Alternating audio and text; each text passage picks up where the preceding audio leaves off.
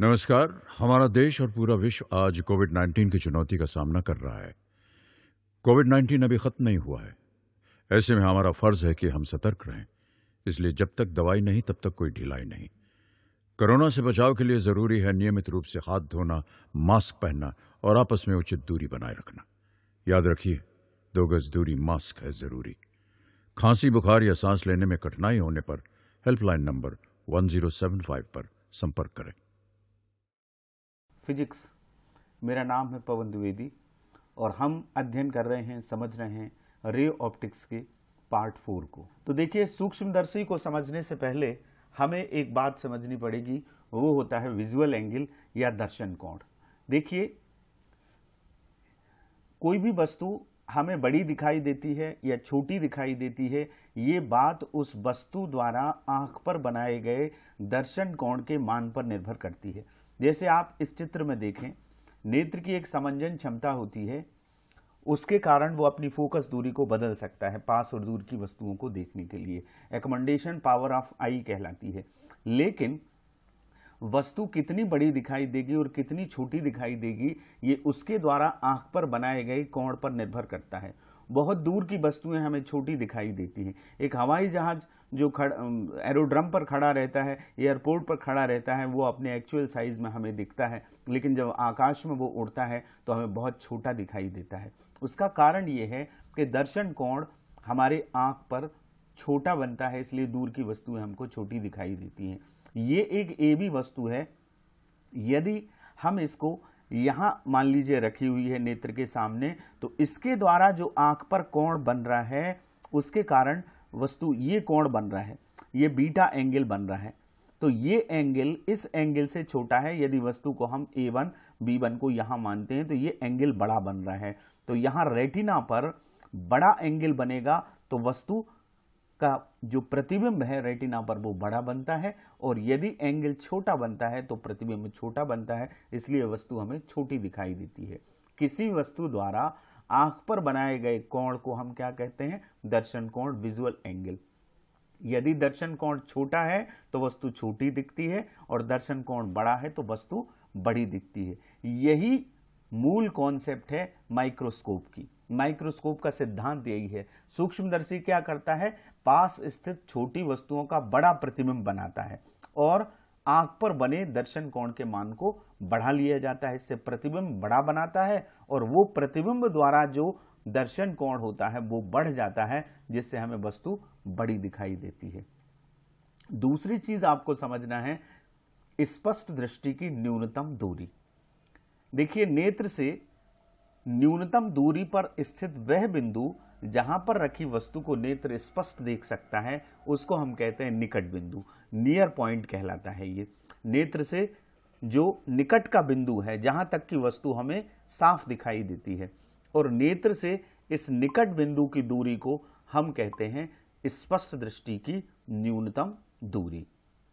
ये कैसे? आप अपने आंख के पास में लाके देखिए किसी चीज को, एक पेन को अपने आंख के पास लगातार पास लाइएगा तो आप ये देखेंगे वो पेन जो है थोड़ा सा बड़ा, या कोई भी चीज है वो थोड़ी सी बड़ी दिखाई देगी। आपकी हाथ की हथेली को आंख के पास धीरे धीरे लाइएगा तो हथेली की रेखाएं आपको क्लियर स्पष्ट दिखाई देने लगेंगी। लेकिन आप एक निश्चित दूरी के बाद आंख के बहुत पास जब हाथ को लाएंगे या वस्तु को लाएंगे तो वो ब्लर हो जाएगी, वो धुंधली हो जाएगी। 25 सेंटीमीटर के अंदर यदि वस्तु को आप आंख के सामने रखेंगे तो वो ब्लर दिखाई देगी, वो धुंधली दिखाई देगी। उसको कहते हैं स्पष्ट दृष्टि की न्यूनतम दूरी। स्वस्थ नेत्र के लिए इसका मान 25 सेंटीमीटर होता है, और इसे हम कैपिटल डी से शो करते हैं। इस पूरे चैप्टर में डी का काम होगा, इसलिए इसको समझना आपको जरूरी है। तो बात आपको समझ में आ गई। निकट बिंदु तक हमको स्पष्ट दिखाई देती। निकट बिंदु के अंदर हम वस्तु को लाएंगे, यानी 25 सेंटीमीटर के अंदर ले आएंगे तो वो ब्लर हो जाएगी, धुंधली हो जाएगी। तो 25 सेंटीमीटर से इंफिनिटी तक के बीच में जितनी वस्तुएं रखी हैं उनको नेत्र स्पष्ट देख सकता है। अधिकतम दूरी का जो बिंदु है वो इंफिनिटी माना गया है। इंफिनिटी का मतलब बहुत दूर तक हमारा नेत्र, स्वस्थ नेत्र देख सकता है, लेकिन कम में 25 सेंटीमीटर से कम में वो नहीं देख सकता, ब्लर हो जाएगी। तो उसको कहते हैं स्पष्ट दृष्टि की न्यूनतम दूरी। और जो दूर बिंदु है वो अनंत होता है। ठीक है। तो दृष्टि परास क्या हो गई? स्वस्थ नेत्र के लिए जो रेंज है देखने की, वस्तुओं को स्पष्ट देखने की, वो है 25 सेंटीमीटर से लेके इन्फिनिटी तक। ये दो बातें क्लियर हो गई, एक minimum distance of distinct vision और एक हो गई स्पष्ट दृष्टि की न्यूनतम दूरी, और एक आपने समझ लिया दर्शन कोण को। अब हम बात करते हैं माइक्रोस्कोप पर। माइक्रोस्कोप सूक्ष्मदर्शी वो प्रकाशिक यंत्र है, जैसा कि नाम से स्पष्ट है, छोटी वस्तुओं का उससे बड़ा प्रतिबिंब देखा जाता है। वो आंख पर बने दर्शन कोण के मान को बढ़ा देता है। हम यदि दर्शन कोण को बढ़ा देंगे तो वस्तु बड़ी दिखाई देगी। ये सूक्ष्मदर्शी का काम है। दो तरह के होते हैं सूक्ष्मदर्शी जो हमारे कोर्स में, एक सरल सूक्ष्मदर्शी सिंपल माइक्रोस्कोप और एक संयुक्त सूक्ष्मदर्शी या यौगिक सूक्ष्मदर्शी के नाम से इसको जाना जाता है, कंपाउंड माइक्रोस्कोप। सिंपल माइक्रोस्कोप एक सिंपल मैग्नीफाइंग ग्लास है, एक उत्तल लेंस है, उसे हैंडल लगे फ्रेम में कस दिया जाता है। आपने ये देखा होगा, जो वॉच रिपेयर्स होते हैं वो अपनी आंख पर एक लेंस लगाए रहते हैं, या हमें अपने किताब के अक्षरों को बड़ा देखना है तो हम इस तरह के मैग्नीफाइंग लेंस का इस्तेमाल करते हैं। ये सिंपली एक कॉन्वेक्स लेंस है, एक उत्तल लेंस है, जिससे वस्तुएं बड़ी दिखाई देती हैं। उसकी छठवीं स्थिति आपने पढ़ी है कि यदि वस्तु O और F के बीच में होती है तो बड़ी दिखती है। और कंपाउंड माइक्रोस्कोप या संयुक्त सूक्ष्मदर्शी होता है जिसमें दो लेंसों का इस्तेमाल होता है या दो से अधिक लेंसों का इस्तेमाल होता है। ये कंपाउंड माइक्रोस्कोप है, ये और ये है सिंपल माइक्रोस्कोप। तो हम बात करेंगे आज सरल सूक्ष्मदर्शी की, सिंपल माइक्रोस्कोप की। सरल सूक्ष्मदर्शी का मतलब क्या हुआ? एक कम फोकस दूरी का उत्तल लेंस, जिसको अभिसारी लेंस कहते हैं, जिसे हैंडल लगे फ्रेम में कस दिया जाता है, जैसा कि इस डायग्राम में आपको दिख रहा है।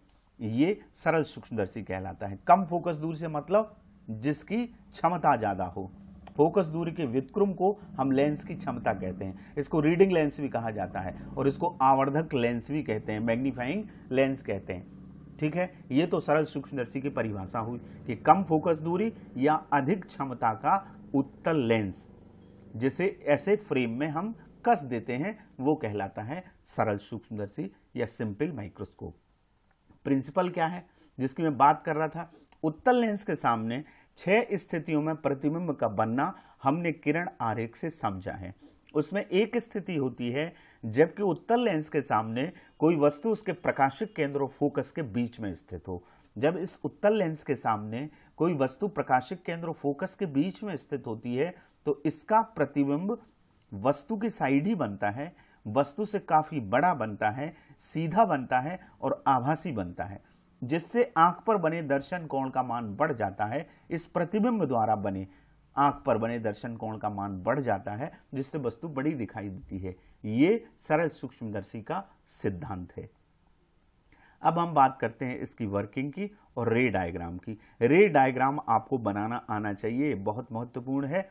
प्रश्न ये आता है कि सरल सूक्ष्मदर्शी का वर्णन निम्न शीर्षकों में कीजिए। उनमें शीर्षक में क्या पूछा जाता है? सिद्धांत पूछा जाता है, उसका किरण आरेख पूछा जाता है, कार्यविधि पूछी जाती है, और सबसे खास बात उसमें आवर्धन क्षमता का एक डेरिवेशन पूछा जाता है। उसको हम करेंगे अभी।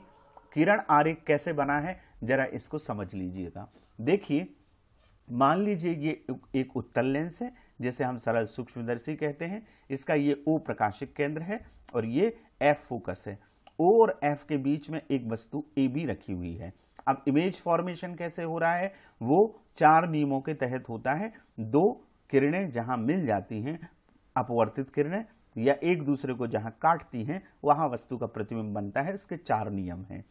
पहली किरण जो मुख्य अक्ष के समानांतर होती है वो अपवर्तन के बाद यहां इस फोकस से चली जाती है। यहां भी फोकस होता है, 2 फोकस होते हैं उत्तल लेंस में, तो ये द्वितीय फोकस है, मेन फोकस है, यहां से चली जाती है। दूसरी प्रकाश की किरण नियमानुसार प्रकाशिक केंद्र से जाती है तो बिना विचलित हुए सीधी चली जाती है।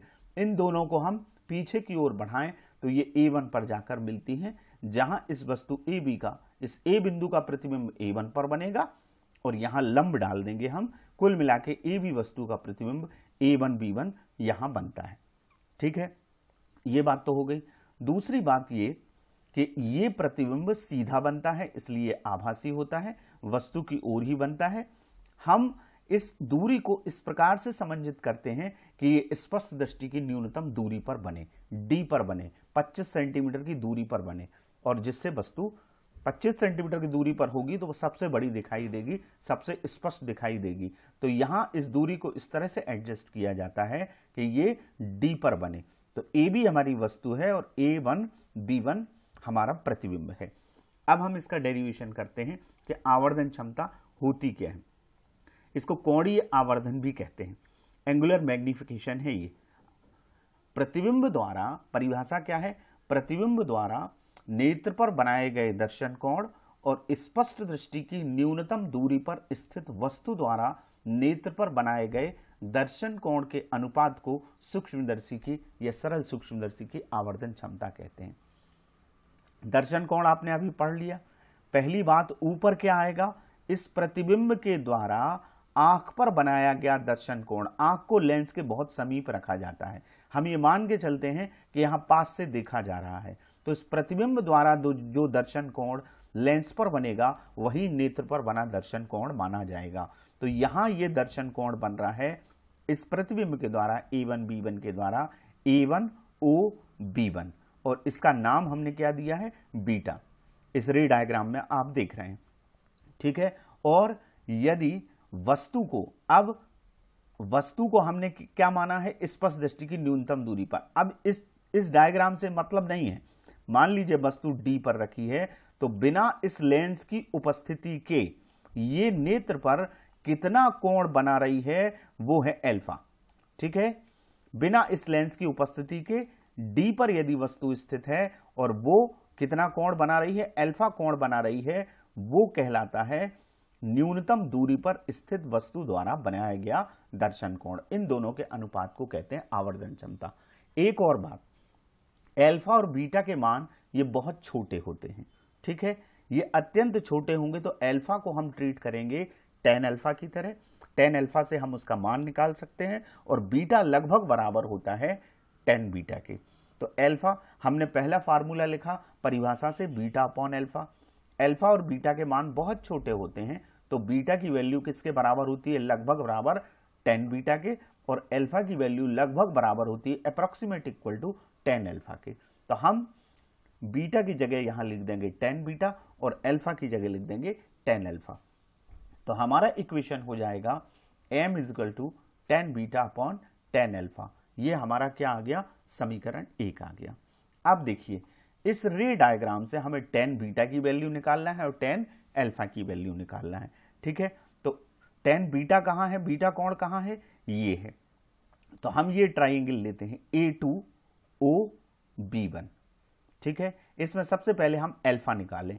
ये कब? जब वस्तु को हमने कहां पर माना? स्पष्ट दृष्टि की न्यूनतम दूरी पर, ठीक है। लेंस की अनुपस्थिति में, इस सूक्ष्मदर्शी की अनुपस्थिति में हमें यह निकालना है कि यदि न्यूनतम दूरी पर वस्तु रखी है तो उसके द्वारा जो कोण बन रहा है, तब प्रतिबिंब द्वारा बनाया गया कोण उससे कितना गुना है, कितना बड़ा है।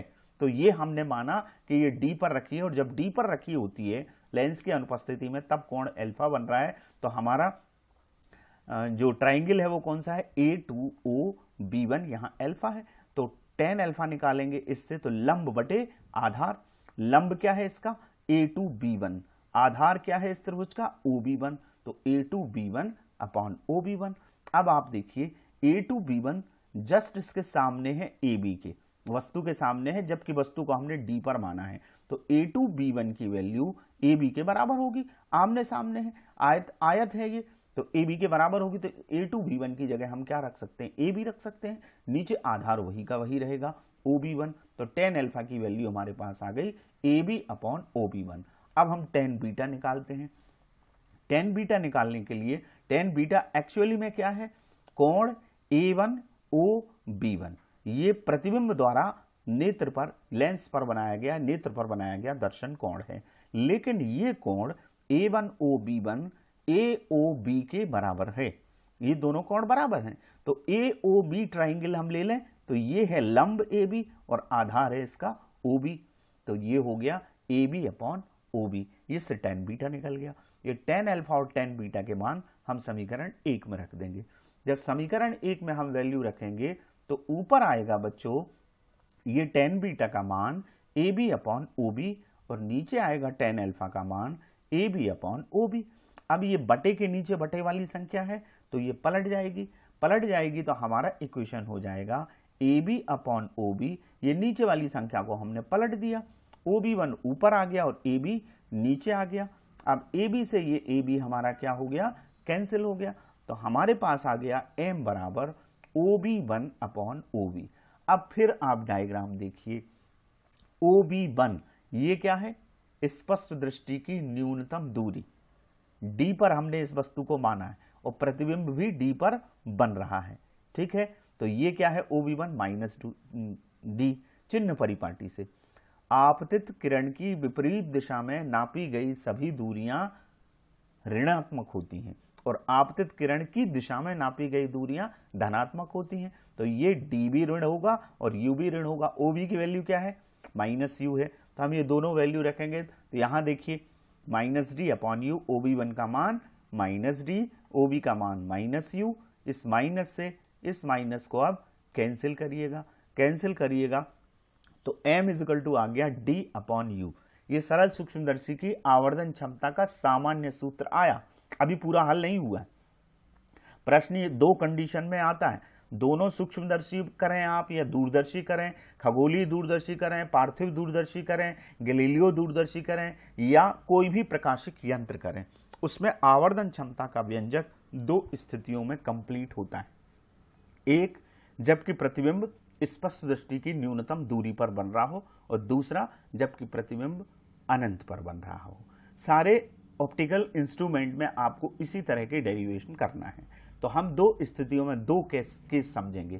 पहला हमारा जनरल फार्मूला क्या आ गया, m बराबर D अपॉन U। ये आपको समझ में आ गया कैसे, एक बार इसको रिवाइज कर ले। m बराबर बीटा अपॉन अल्फा, डेफिनेशन से आया, बीटा और अल्फा बहुत छोटे होते हैं तो बीटा की जगह हम लिखे tan बीटा, अल्फा की जगह लिखे tan अल्फा, ये इसमें मान रख दिया। दो ट्राइंगल से हमने tan अल्फा और tan बीटा का मान निकाला। tan अल्फा में केवल आपको ये करना है कि A2B1 AB के बराबर है, तो यहाँ AB लिख दीजिएगा। tan बीटा इस छोटे ट्राइंगल से आ जाएगा, मान रख दीजिएगा। OB1 की वैल्यू क्या है, माइनस D है, OB की माइनस U है। यहाँ तक हम आ गए, तो हमारा ये सामान्य सूत्र आ गया। अब हम दो केस लगाते हैं। पहला केस क्या है, जब प्रतिबिंब स्पष्ट दृष्टि की न्यूनतम दूरी पर बने। यहां हम लेंस सूत्र लगाएंगे। लेंस सूत्र 1/f is equal to 1/v minus 1/u। दर्पण सूत्र भी आपने पढ़ा है, दर्पण में प्लस आता है, ध्यान रखिएगा। दर्पण समीकरण में 1/f बराबर 1/u प्लस 1/v होता है, और लेंस सूत्र में 1/f बराबर 1/v माइनस 1/u। ये हमारा तो फार्मूला था, हमने जनरल फार्मूला इसे इक्वेशन 3 दे दिया। अब जबकि प्रतिबिंब स्पष्ट दृष्टि की न्यूनतम दूरी पर बन रहा है, D पर बन रहा है, तो प्रतिबिंब की दूरी को V कहते हैं, तो V की वैल्यू क्या हो गई, माइनस D, और U हमने इस तरफ लिया है तो ऋणात्मक U। अब लेंस सूत्र हम इसमें लगाएंगे, तो लेंस सूत्र क्या है, 1/f is equal to 1/v minus 1/u। अब F की जगह F ही रखाएगा, V की जगह हमने ये माइनस D रख दिया, U की जगह माइनस U रख दिया। दो माइनस आ गए, लिहाजा ये प्लस हो जाएगा। तो 1/f is equal to 1/-d plus 1/u।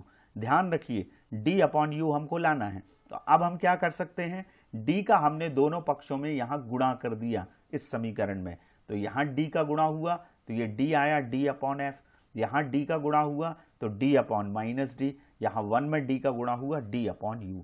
अब इस D से आप इस D को काटेंगे, यहाँ 1 आ जाएगा, किसका, माइनस का 1 आएगा, ये आ गया माइनस का 1, तो D/f इजिकल टू हो जाएगा -1 प्लस D/u। इस 1 को इस तरफ ले आइए, तो D अपॉन f प्लस 1 और D अपॉन u, ये इक्वेशन 4 हो गया। अब देखिए D अपॉन u की वैल्यू यहाँ क्या है, m है 3 में, को इक्वेशन नंबर 3 और इक्वेशन नंबर 4 से आप D/u की जगह जब m लिख देंगे तो फाइनल हमारा फार्मूला आ जाएगा m equal to 1 plus D/f। ये कहलाती है इस स्थिति में जबकि प्रतिबिंब D पर बन रहा हो, स्पष्ट दृष्टि की न्यूनतम दूरी पर बन रहा हो, जिसका ये डायग्राम ये रे डायग्राम बना हुआ है। यदि वस्तु को हम फोकस पर रखते हैं तो प्रतिबिंब अनंत पर बनता है, तब ये प्रकाश की किरणें सीधी जाती हैं और ये कहीं नहीं मिलती, अनंत पे जाके मिलेंगी, वहां प्रतिबिंब बनेगा। लेकिन बीटा और अल्फा वहां से भी बनेंगे। तो ये पहली कंडीशन, ये अधिकतम आवर्धन क्षमता। यदि ये पूछा जाता है प्रश्न में कि सरल सूक्ष्मदर्शी की अधिकतम आवर्धन क्षमता का व्यंजक ज्ञात कीजिए, तो आपको ये पहली वाली स्थिति करना है, m plus D by F. ध्यान रखिएगा, ये जनरल फार्मूला है, सामान्य सूत्र है। इसके साथ एक कोई स्थिति आपसे पूछी जाएगी, या तो ये पूछी जाए और या हम अब दूसरी करने जा रहे हैं वो पूछी जाएगी। दूसरी स्थिति क्या है? जब प्रतिबिंब अनंत पर बने। तो अनंत पर प्रतिबिंब तब बनता है जब वस्तु फोकस पर होती है। इस स्थिति में u का मान क्या होगा? f होगा। ठीक है, जब f होगा तो ये हमारा जनरल फार्मूला था m बराबर d अपॉन यू, तो u की जगह हम क्या रख देंगे? f रख देंगे। तो m बराबर क्या आ जाएगा? d by F. ये श्रांत नेत्र की अवस्था कहलाती है, रिलैक्स्ड आई कहलाती है इस कंडीशन में। तो m बराबर क्या आएगा? d by F. तो दो समीकरण हमारे आ गए, 1 प्लस डी बाई एफ और d बाई एफ। दो स्थिति, दो केस हो गए। अब सरल सूक्ष्मदर्शी की जो अधिकतम आवर्धन क्षमता बताई मैंने वो ये है, जबकि प्रतिबिंब किस पर बन रहा है? d पर बन रहा है। अधिकतम आवर्धन क्षमता यदि हम प्राप्त करना चाहते हैं तो इस सूत्र से d अपॉन एफ से या d बाई एफ से आप समझ सकते हैं कि f का मान क्या होना चाहिए? कम होना चाहिए। जब f का मान ये कम होगा, f नीचे है, तो m का मान क्या होगा? ज्यादा होगा। तो आवर्धन क्षमता बढ़ाने के लिए फोकस दूरी कम होनी चाहिए, कम से कम फोकस दूरी का लेंस हो, या हम ये कह सकते हैं कि उसकी क्षमता अधिक से अधिक होनी चाहिए। फोकस दूरी का कम होना या क्षमता का अधिक होना, पावर का अधिक होना एक ही बात है, क्योंकि पावर जो है लेंस की क्षमता की परिभाषा आपने पढ़ी है, पावर जो है फोकस दूरी के व्युत्क्रम के बराबर होती है। डायप्टर जिसका यूनिट होता है P equal to 1 upon F. ठीक है, यदि ये f मीटर में है तो, और यदि f सेंटीमीटर में है तो ये फार्मूला होता है P equal to power equal to 100 upon F. ठीक है, तो पावर और फोकस दूरी में रेसिप्रोकल संबंध है, फोकस दूरी कम है तो क्षमता ज्यादा होगी। तो हम ये कह सकते हैं कि अधिक क्षमता का लेंस होना चाहिए और नेत्र को लेंस के पास रखा जाना चाहिए। यदि हम आंख को लेंस के समीप रखेंगे तो हमें स्पष्ट और बड़ी वस्तु दिखाई देगी। ठीक है, ये सरल सूक्ष्मदर्शी की आवर्धन क्षमता का पूरा डेरिवेशन है। अब हम एक और बात करते हैं, एक और चीज पे डिस्कस करेंगे, वो है प्रकाश का प्रकीर्णन। प्रकीर्णन का जो शाब्दिक अर्थ है वो है बिखर जाना। प्रकाश का प्रकीर्णन माने प्रकाश का बिखर जाना। देखिए होता क्या है, जब सूर्य का प्रकाश होता है श्वेत प्रकाश, आप जानते हैं कि श्वेत प्रकाश 7 रंगों से मिलकर बना है। प्रिज्म से जब श्वेत प्रकाश को गुजारा जाता है तो वो अपने अवयवी 7 रंगों में विभक्त हो जाता है, जिसको हम विक्षेपण कहते हैं, डिस्पर्शन कहते हैं। प्रिज्म से विचलन भी होता है और विक्षेपण भी होता है। ठीक है, तो 7 रंगों से मिलकर बना है श्वेत प्रकाश। लेकिन जब श्वेत प्रकाश पृथ्वी के वायुमंडल से गुजरता है तो वायुमंडल में बहुत सारी गैसेस हैं और गैस के छोटे छोटे अणु हैं। जब वो अणुओं से टकराता है तो विभिन्न दिशाओं में वो बिखर जाता है, और ये प्रोसेस, ये घटना कहलाती है प्रकाश का प्रकीर्णन। प्रकीर्णन के संबंध में वैज्ञानिक रेले ने बहुत काम किया। रेले ने और रमन इफेक्ट प्रकीर्णन पर आधारित है। प्रकीर्णन 2 प्रकार का होता है, एक प्रत्यास्थ और एक अप्रत्यास्थ। तो अप्रत्यास्थ प्रकीर्णन पर सीवी रमन साहब ने काम किया, भारतीय वैज्ञानिक ने, और उनके नाम से ही रमन इफेक्ट जाना जाता है। नोबेल प्राइज भी उनको मिला। खैर, हम बात करते हैं रेले की। हमारे कोर्स में रेले का नियम है। रेले का नियम क्या कहता है? वैज्ञानिक रेले के अनुसार प्रकीर्णित प्रकाश की तीव्रता, जो बिखर रहा है प्रकाश, उसकी तीव्रता इंटेंसिटी आपतित प्रकाश की तरंग दैर्घ्य की 4th पावर, चतुर्थ घात के व्युत्क्रमानुपाती होती है। इंटेंसिटी को हम आई से शो करते हैं। कहने का मतलब ये हुआ कि रेले के नियम को मैथमेटिकली यदि हम लिखेंगे तो हम लिखेंगे प्रकीर्णित प्रकाश की तीव्रता I intensity is directly indirectly proportional to 1 upon lambda की पावर 4। इसका साधारण सा मतलब ये हुआ कि लैम्डा ज्यादा है तो आई कम होगा, और कम लैम्डा है तो आई ज्यादा होगा। प्रकीर्णित प्रकाश की तीव्रता कब अधिक होगी? जब तरंग दैर्घ्य कम होगी। अब तरंग दैर्घ्य कम कैसे? किस रंग की तरंग दैर्घ्य कम है और किस तरंग की तरंग दैर्घ्य ज्यादा है? कम, इससे यह क्लियर हो गया कि कम तरंग दैर्घ्य का प्रकाश अधिक प्रकीर्णित होगा और अधिक तरंग दैर्घ्य का कम होगा। ठीक है, बैगनी रंग की तरंग दैर्घ्य सबसे कम होती है, तो बैगनी रंग सबसे ज्यादा प्रकीर्णन होता है। उसके बाद आता है बैगनी के बाद इंडिगो, फिर आता है VIB ब्लू। आकाश नीला क्यों दिखाई देता है? इसके पीछे कारण प्रकीर्णन ही। नीले रंग की तरंगदैर्घ्य कम होती है, इसलिए नीले रंग का प्रकीर्णन अधिक होता है। हालांकि सबसे अधिक प्रकीर्णन बैगनी रंग का होता है, लेकिन हमारी आंखें संवेदनशील होती हैं नीले रंग के लिए, इसलिए आकाश हमें नीला दिखाई देता है। प्रकीर्णन के बहुत सारे उदाहरण हैं। आकाश का नीला दिखाई देना, सूर्योदय और सूर्यास्त के समय आपने देखा होगा कि लालिमा दिखाई देती है, लाल कलर दिखाई देता है सूर्य के आसपास। उसका कारण यह है कि जब सूर्यास्त का समय होता है या सूर्योदय का समय होता है, तो हम तक प्रकाश को आने में सबसे अधिक दूरी तय करनी पड़ती है। तो सबसे अधिक दूरी तय करनी पड़ती है, तो होता यह है कि छोटी तरंगदैर्घ्य के जितने रंग होते हैं, बैगनी रंग हो, नीला रंग हो, ये प्रकीर्णित हो जाता है और ये प्रकाश अधिक प्रकीर्णित होता है। केवल बचता है प्रकाश जो बड़ी तरंगदैर्घ्य का होता है, जैसे लाल रंग। तो हमारी आंख में पहुंचने वाली प्रकाश की किरणों की संख्या में लाल रंग की संख्या अधिक होती है, बड़ी तरंगदैर्घ्य के प्रकाश की संख्या अधिक होती है, इसलिए सूर्योदय और सूर्यास्त के समय लालिमा दिखाई देती है। इसी तरह से बादलों का श्वेत दिखाई देना आदि कई उदाहरण हैं प्रकीर्णन के। तो प्रकीर्णन से संबंधित ये आपने लास्ट बार देखी, और अब आपको आज के इस पूरे वीडियो में हमने सूक्ष्मदर्शी को विशेष तौर से समझा है, सरल सूक्ष्मदर्शी को, सिंपल माइक्रोस्कोप को। इस चैप्टर में संयुक्त सूक्ष्मदर्शी भी है और दूरदर्शी भी है, वो सब आपको अपने शिक्षकों के मार्गदर्शन में करना है। अब अभ्यास के कुछ प्रश्न आपको दिए जा रहे हैं, इनको आप करिएगा। पहला प्रश्न है दर्शन कोण किसे कहते हैं। दूसरा प्रश्न है स्वस्थ दृष्टि की न्यूनतम दूरी किसे कहते हैं, स्वस्थ नेत्र के लिए इसका मान कितना होता है। तीसरा प्रश्न है सरल सूक्ष्मदर्शी का वर्णन निम्न शीर्षकों में कीजिए। बहुत इंपॉर्टेंट क्वेश्चन है, इसको जरूर करिएगा। निम्न शीर्षकों में कीजिए। पहला सिद्धांत, दूसरा किरण आरेख एवं कार्यविधि, तीसरा आवर्धन क्षमता का व्यंजक, जबकि प्रतिबिंब डी पर बने ये केस 1 है, और जबकि प्रतिबिंब अनंत पर बने ये केस 2 है। और चौथा प्रश्न है प्रकाश का प्रकीर्णन क्या है, इस संबंध में रेले का नियम लिखिए। ठीक है। और लास्ट क्वेश्चन है आकाश नीला क्यों दिखाई देता है, जिस पर हमने लास्ट सेक्शन में इस वीडियो की चर्चा की है।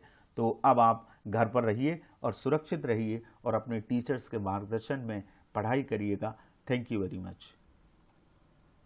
किशोर अवस्था संबंधित समस्याओं के परामर्श हेतु समर्पित उमंग किशोर हेल्पलाइन के टोल फ्री नंबर 144225 पर संपर्क करें।